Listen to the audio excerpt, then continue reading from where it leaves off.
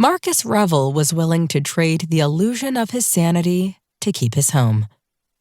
The day before, neighbors found signs taped lopsidedly to telephone poles, slid under their front doors, and swirling around the playground.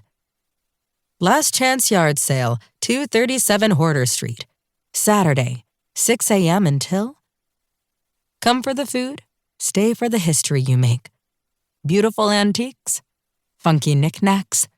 Help me get my house back. The signs had appeared overnight, scribbled in what appeared to be red crayon on the backs of paper bags. But that wasn't what startled the neighbors. No, the signs were confusing because everyone knew Marcus Revel didn't own his house. Like most of them, he had traded his life savings and his John Hancock for a promise.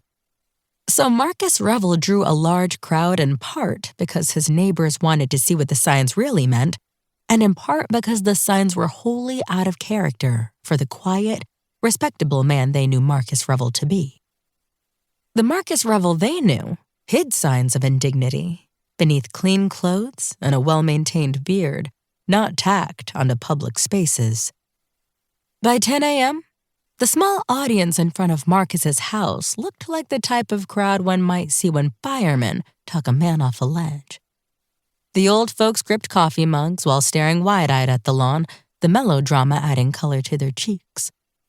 Mrs. Solomon squeezed the hand of the 5-year-old daughter she had just adopted from Macon, Georgia. A follower of Father Divine offered to lead a prayer session.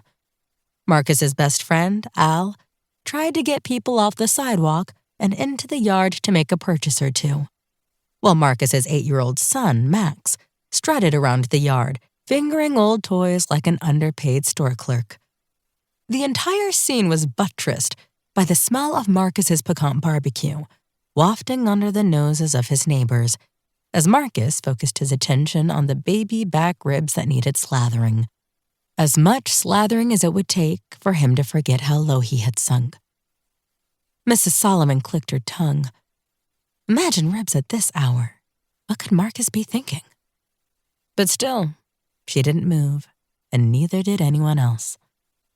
Al attempted to persuade Marcus to abandon the grill and say something to the crowd.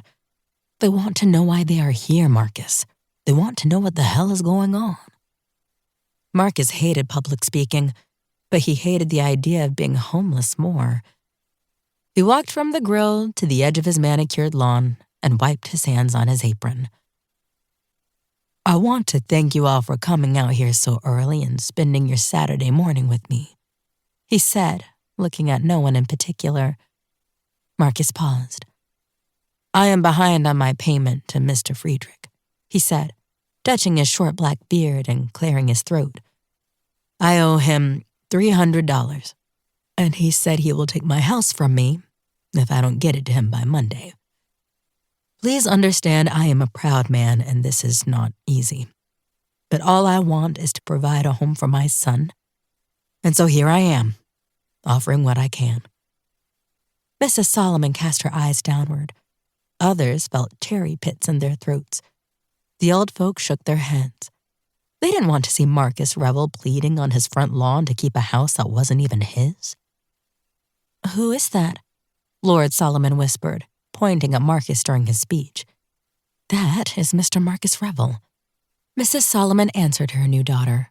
And please don't point, she admonished, folding Lord's finger back into her palm.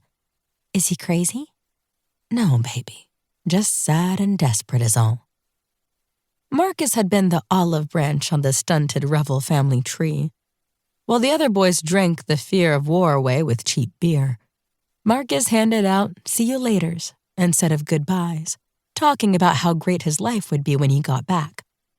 I'm going to be a doctor, and I'll open up a family clinic right over there, he used to say, nodding toward the abandoned blue row home on the corner.